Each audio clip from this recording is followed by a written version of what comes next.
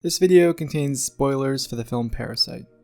I watched a film the other day at the suggestion of one of my best friends. That movie, a Korean film called Parasite from the director of Snowpiercer, surprised me in a lot of ways. The setup for this film is rather simple. A family of con artists are down on their luck when the son gets a job tutoring English for a rich family. From there, the movie snowballs into a downward spiral where the entire family infiltrates the rich household in a variety of ways. In of itself, the concept makes for an intriguing plot. In execution, this part was handled with a certain delicacy and grace that ensured the audience's suspension of disbelief is never broken because of the way the characters in the film were established and developed. In fact, I'd go so far as to compare the first 45 minutes or so, from the start when the family infiltrates the household to when the last member becomes integrated, to watching a Tarantino film. It was that good. The problem for me comes in the next hour of screen time. Shortly after the 45-minute mark, the old housekeeper who was tricked out of her job by the con artist family comes back while the rich family is away and begs the con artists to let her in.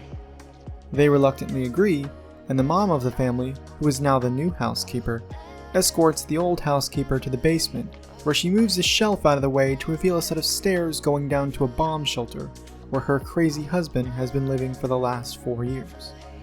It's during this sequence of events that the old housekeeper discovers the entire con artist family and realizes what they've done, and records everything they've done, threatening to expose them to their rich employers. Okay, still going strong. The two families head upstairs where a fight over a phone breaks out, which leaves the old housekeeper and her husband trapped back down in the basement, in a black comedy-esque sequence that managed to get 1 or 2 chuckles out of me for its sheer bleakness. Compounding this is the knowledge that the rich employers are coming back early from their trip. In 8 minutes, in fact. Again, the con artist family scrambles trying to clean up the messes they've made before the rich family comes home, leading to a scene where every member of the con artist family, save the housekeeper, is forced to sneak out from right underneath their employers' noses. It took me a couple days to process my feelings on this part of the movie, because it's here I feel that it takes a sharp turn from its original intent. Let me explain. But in order to do that, we have to take it back to the start of Act 2. That is, where the old housekeeper convinced the con artist family to let her in the first place. This conniving attitude was perfect, I thought at least, to set up what I expected to be the major theme of the movie. What comes around, goes around.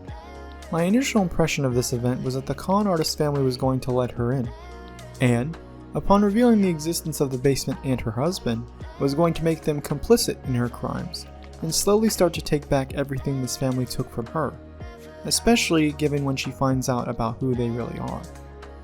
The movie perfectly establishes a situation for a strong thematic payoff by taking this old housekeeper and her husband and making them the ones who turn the table on the cons, by conning them out of everything they've earned, and simultaneously leaving them worse off than they originally were at the start of the movie.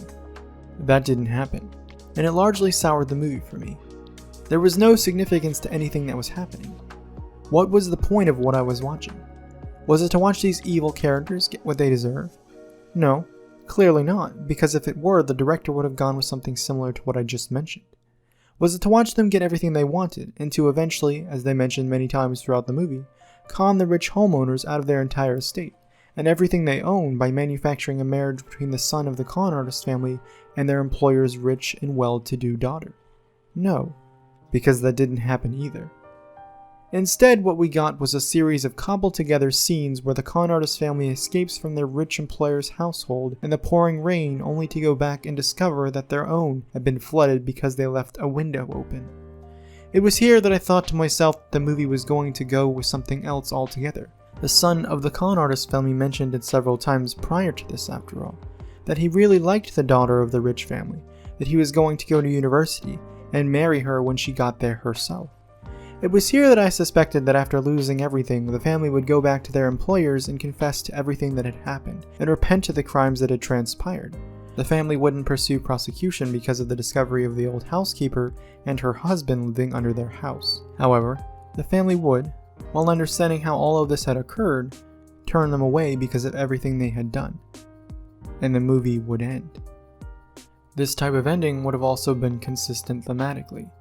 The con artist family would have learned that nothing good would ever come from trying to take advantage of people to get a leg up in society, and that the only way to get there was to work hard for their successes, just like the rich family had, just like everyone they conned had. It would have been a sobering way to end the film that would have also simultaneously developed all of the characters in the rich family by teaching them not to be so naive and to blindly trust the words of others. In a way, each of the characters would have developed in the opposite direction. This would have been a satisfactory lesson for the audience while serving as a cathartic release to their investment in these clearly bad people. But again, the film disappointed me.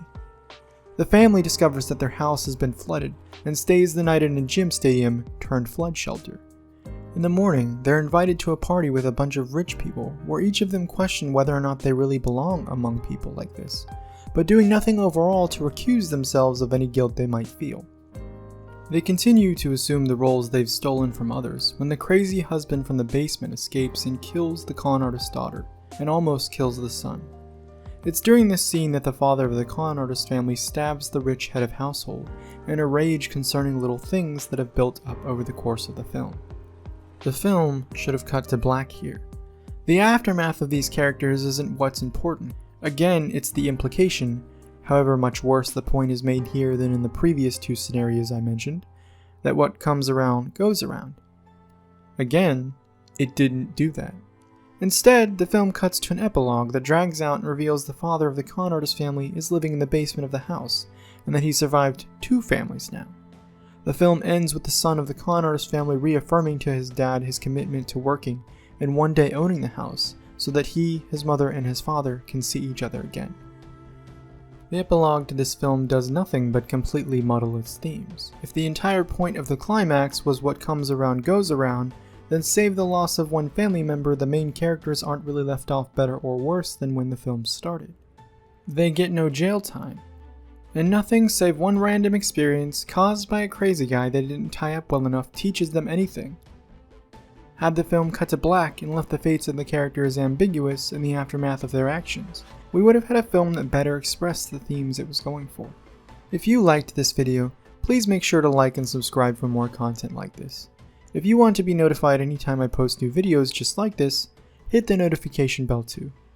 Until next time, Tired Viewer, signing off.